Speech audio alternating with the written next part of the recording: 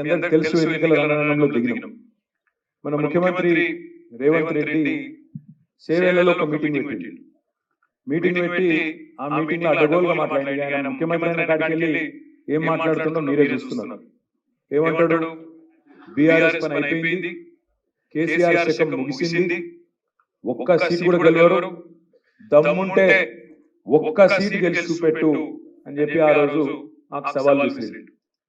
నేనేమన్నా ఉన్న 17 సీట్లు ఉన్నాయి, ఉండేటి ఉంటాయి, నడిచేది నడుస్తుంది.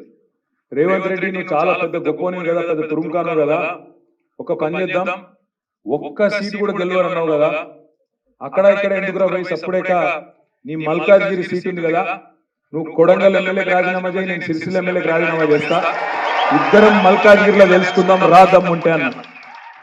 కూయలేదు కైలేదు. అప్పటి నుంచి మళ్ళీ నోరు మూసుకున్నాడంటే మళ్ళా దాని గురించి మాట్లాడతలేడు. ఎందుకంటే ఆయన తెలుసు 5 ఏళ్ళు మల్కాజ్గిరిలో చేసిన ఒక్క పని లేదు, తిరిగిన ఒక్క కాలనీ లేదు, కనీసం ఎన్నడూ కూడా పలకరించిన పాపాన పోలేదు ఆనాడు పార్లమెంట్ సభ్యుడిగా రేవంత్ రెడ్డి.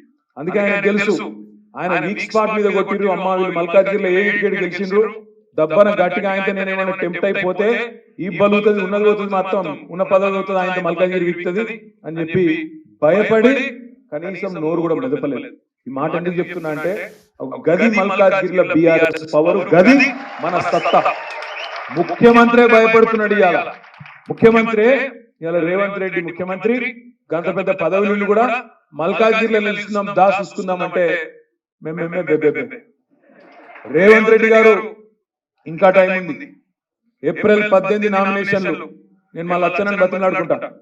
దబ్బన నుగిన దమ్ముండి సడన్ గా నీకు ధైర్యం వచ్చి రాజీనామా చేసి వస్తే నేను వస్తా, తప్పకుండా నిలబడతా, నేను మాట మీద నిలబడతా అనే మాట విజ్ఞప్తి చేస్తా ఉన్నా. దబ్బన నాకు తెలుసు ఆయన అంటే కాదు, నాకు తెలుసు ఆయన రాడు, పిరికోడు. మా సోముకు బాగా తెలుసు. నరకుడు ఎక్కువ, మాటలు ఎక్కువ, బిల్డప్ ఎక్కువ తప్ప అసలు కాడికి వచ్చేవారు మాత్రం పారిపోతాడు. నాకు ఇరికే. నేను కూడా చాలా కాలం నుంచి చూస్తున్నా రేవంత్ ని. 2009కి వెళ్ళి చూస్తున్నాం. మా అందరికి పాతోడే, కొత్తోడేం కాదు. కాబట్టే చెప్తున్నా, చాలా పెద్ద పెద్ద మాటలు, పెద్ద పెద్ద డైలాగులు తప్ప విషయం మాత్రం ఏముండదు. ఇవాళ రేపు జరుగుతున్న పోటీ, రేపు మల్కాజ్గిరిలో జరగబోయే పోటీ శ్రీనివాస